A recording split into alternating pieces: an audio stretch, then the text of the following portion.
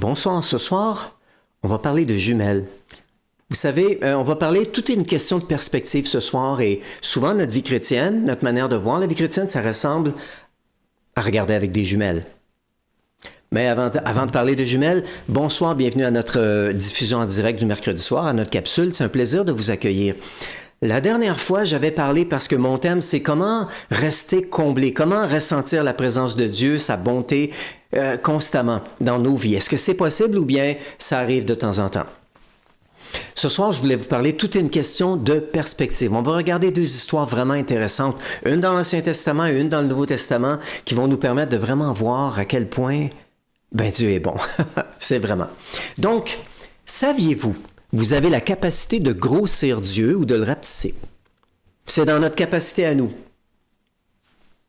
C'est-à-dire, vous savez, on a des jumelles ici. Quand j'étais jeune, ce que j'aimais faire avec des jumelles, habituellement, on s'en sert pour regarder au loin et on voit les choses rapprochées. Mais ce que moi j'aimais faire, c'est de les inverser et de regarder par le gros bout et d'essayer de marcher puis de se toucher les uns les autres avec des jumelles. Et lorsque la personne est à 1 pied de moi, pour moi, on dirait qu'elle était à 5 pieds, à 10 pieds. Et c'est un peu la même chose dans notre manière de voir Dieu. On a la capacité de grossir Dieu ou bien de le rapetisser. Tout dépend de notre manière de voir nos situations, les problèmes qui viennent vers nous dans la vie. C'est comme voir à travers une paire de jumelles. On peut ou bien voir que Dieu est grand et que les situations sont petites, comparables à Dieu, ou bien on peut avoir l'impression que les situations sont grosses et on se dit « Wow, Dieu, il va falloir que tu fasses un tour incroyable pour réussir à gérer cette situation-là. » Notre Dieu est petit, tout simplement. Et tout est une question de perspective, mais on a la capacité de grossir ou de rapetisser Dieu dans notre vie, dans notre manière de voir les choses. Si je vous posais la question, qu'est-ce qui vous dérange vraiment présentement? Qu'est-ce qui vous préoccupe? Qu'est-ce qui vous dérange?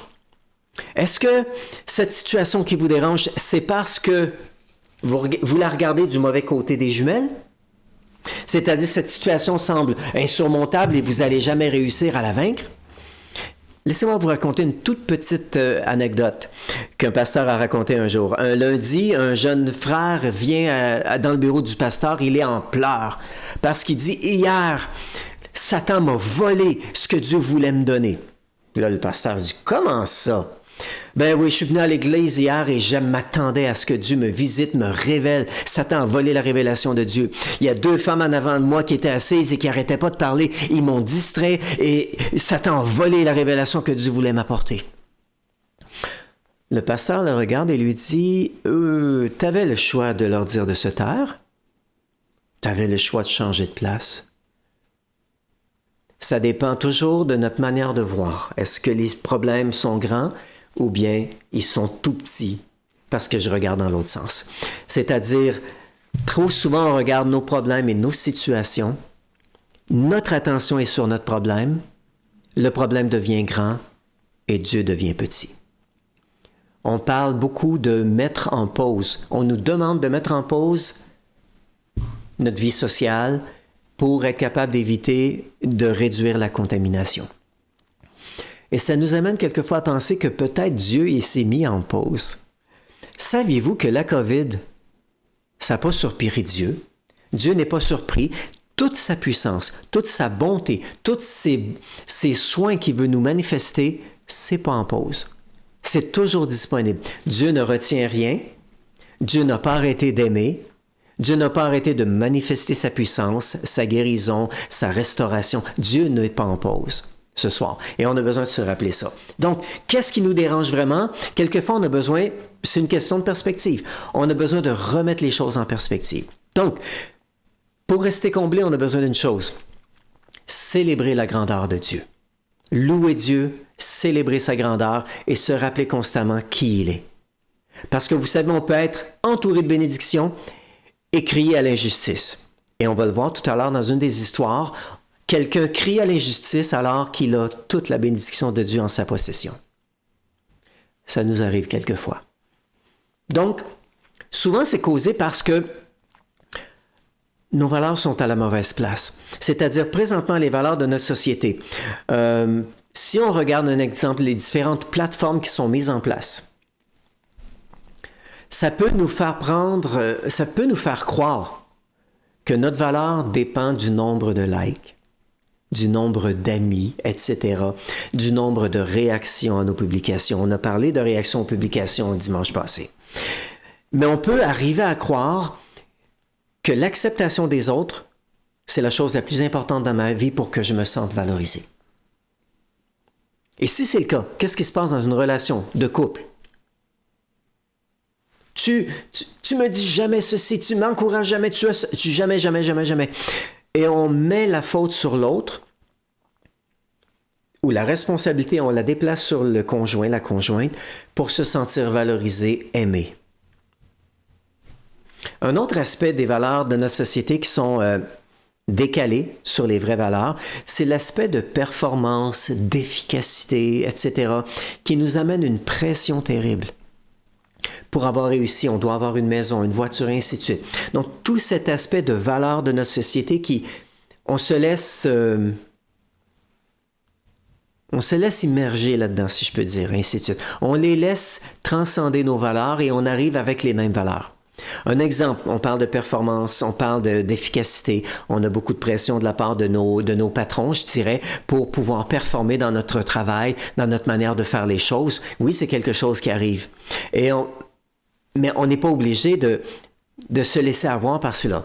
Quelqu'un a dit un jour, il dit, le problème, c'est que une chose qui doit se faire en 5 minutes, quand on embrasse cette valeur de performance d'efficacité, on veut la faire en 3. Et lorsqu'on n'y arrive pas, ouch, le stress monte.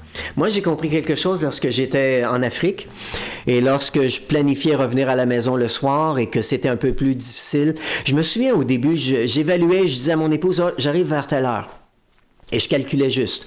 Mais je me souviens lorsqu'il y avait un imprévu sur la route, qu'est-ce qui se passait? Le niveau d'anxiété montait, de stress. Je vais être en retard.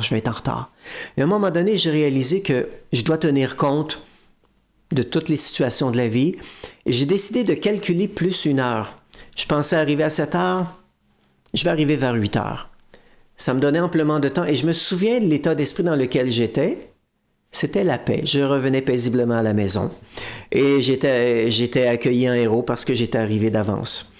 Mais là, ce que je veux vous dire, c'est pas ça l'histoire. L'important, c'est que on veut tellement faire plus parce qu'on croit que on va réussir, qu'on laisse les valeurs de notre société, affecter notre relation avec Dieu. Qu'est-ce qui est le plus grand dans ta vie? Qu'est-ce que tu valorises le plus? Est-ce que c'est le problème, la grandeur du problème, la maladie, ou bien c'est Dieu? Est-ce qu'on regarde Dieu avec le bon côté des jumelles? Laissez-moi vous raconter 2 histoires en terminant. Je ne vais pas être trop long ce soir.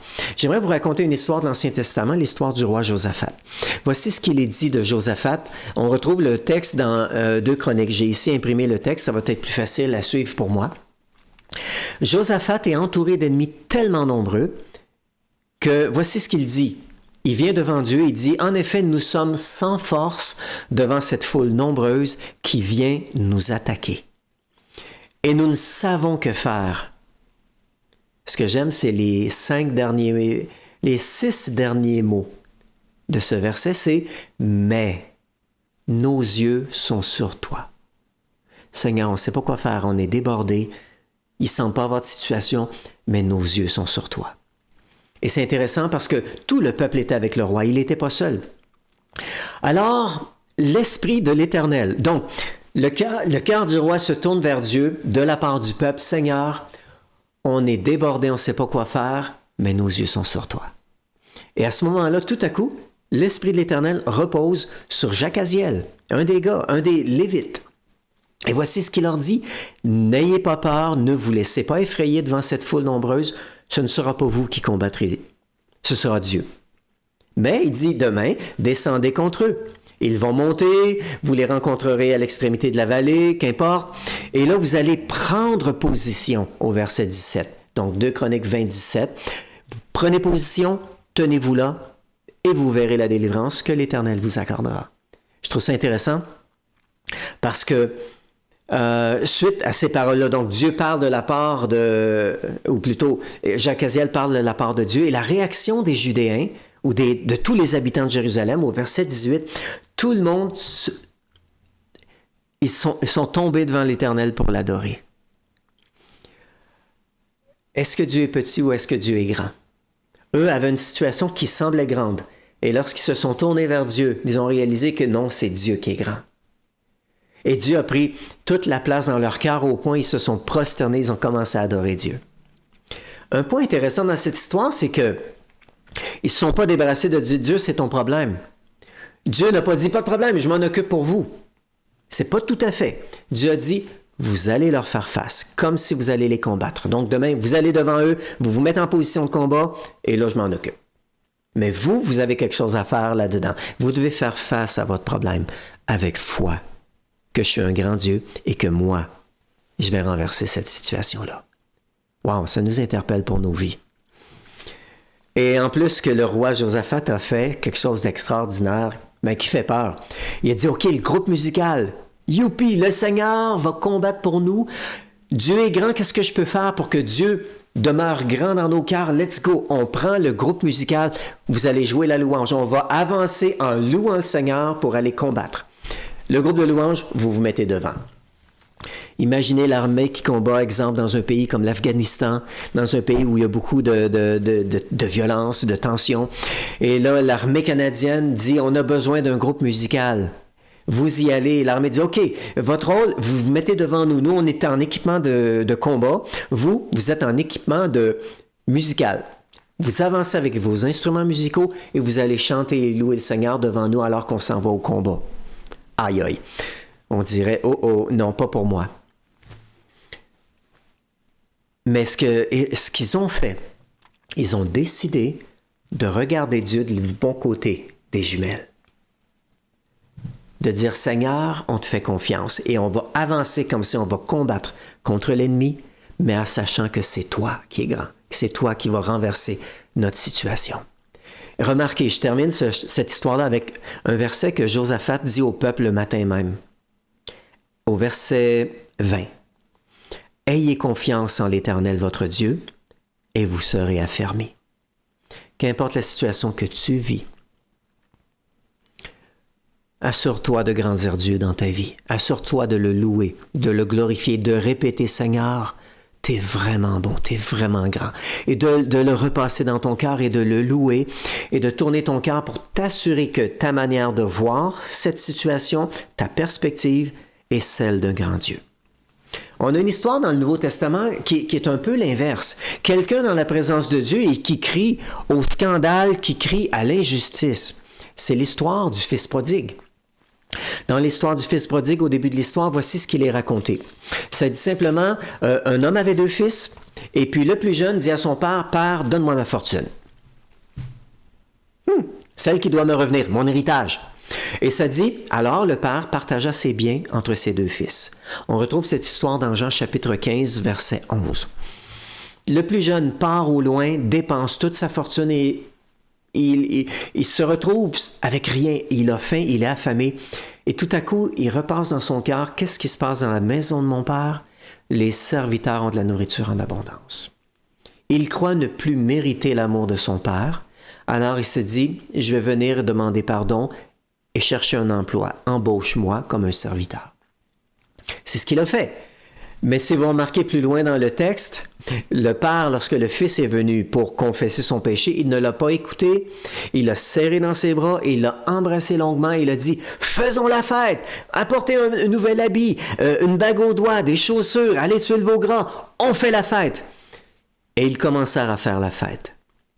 Ce fils qui croyait qu'il ne méritait pas l'amour du père à cause de ses erreurs, est reçu par l'amour d'un père, un amour infini, d'un père qui l'accueille dans sa présence, qui le rétablit pleinement dans son identité.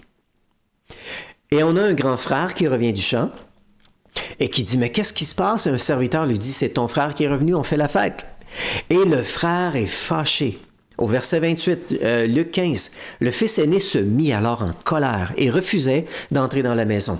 Donc ce frère refuse d'entrer dans la présence du Père et dans l'ambiance de fête, dans la célébration. C'est son père qui vient vers lui. Et il dit, « Écoute, il y a tant d'années que je te sers sans avoir jamais désobéi à un de tes ordres. Pourtant, tu m'as jamais donné même un chevreau pour que je fasse la fête avec mes amis. Mais ton fils, qui a dépensé ta fortune avec des prostituées puis de toutes sortes de manières, lui revient puis tu tues le veau gras. » Et il continue en disant, « Tu m'as jamais rien donné. Tu ne m'as jamais donné même un chevreau pour que je fasse la fête avec toi. » Donc, le grand frère est fâché.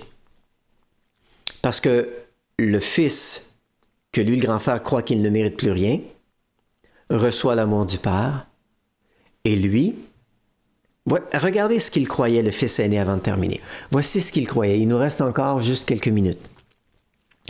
« Il y a tant d'années que je te sers sans jamais t'avoir désobéi. » Le deuxième problème souvent qu'on vit et qui nous empêche de vivre avec l'attitude d'être pleinement comblé, avec le sentiment d'être pleinement comblé de sa présence, c'est de voir Dieu avec le cœur d'un serviteur au lieu d'un cœur de fils et de fille. Le fils aîné, le père lui répond, « Mon enfant, toi, tu es toujours avec moi. Ma présence, mon amour, ma bonté est toujours disponible pour toi. Et regardez bien, ce que je possède est à toi. Tout ce que je possède est à toi. » Si vous vous souvenez au début de la parabole, le père a séparé sa fortune en deux et l'a remis à ses fils. Ce fils aîné, à cause de son cœur d'orphelin, cœur de serviteur, croyait que pour mériter l'amour du père, il fallait travailler dur. Il fallait mériter. Au point où il ne se sentait jamais libre de célébrer, même de prendre un chevreau du troupeau pour célébrer avec ses amis. Et tout ça, il met ça sur la faute de son père. C'est son père qui est injuste. Lorsqu'on vit notre vie chrétienne avec un cœur d'orphelin, on va constamment crier à l'injustice. Auprès des gens autour de nous, de nos bien-aimés, on va les accuser de ne pas nous aimer assez. On va les accuser de ne pas nous honorer assez, de ne pas en faire assez. On se sentirait mieux si. Le problème est ici, notre cœur. Et ce soir, comment rester comblé?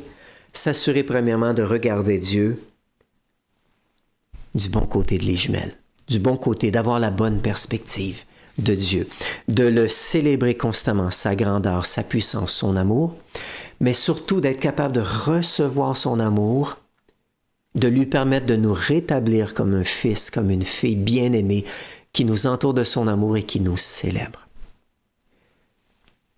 Ne tombe pas dans le piège du frère aîné qui croyait qu'il fallait mériter. Au contraire, reçois cet amour de Dieu, célèbre sa bonté et sa grandeur. On continue d'en discuter tout à l'heure dans le Zoom, donc ne manquez pas ça. On se rejoint dans le Zoom tout à l'heure. En attendant que Dieu vous bénisse abondamment, passez une belle fin de semaine pour ceux qui n'ont peut-être pas l'occasion de nous rejoindre. C'est un plaisir d'avoir été avec vous et à bientôt. Bye bye.